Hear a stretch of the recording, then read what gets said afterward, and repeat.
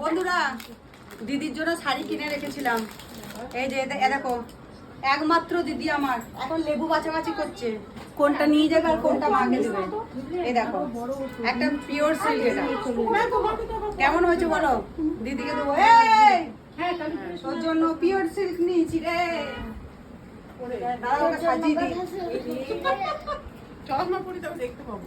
ও বাবা, এই কানা দিদি আমার চশমা পড়ছে, কানা দিদি। ও বাবুদের বইয়ের মতন হয়েছে কিনা বলবে বন্ধুরা, কেমন লাগছে দিদিকে? আনাও এটা আবার বাবা রে, এইটা তোমার পরে টপ দাও, মায়ের কাপড় কর তোমার এ দিয়ে দিয়েছি। হ্যাঁ সেই নাই দিটা, সেই নাই দিটা, সেটাও তো চৈত্র মাসে তাহলে জামাই বই 1 টাকা দিয়েছে। আমাকে তো চৈত্র মাসে দিয়েছে।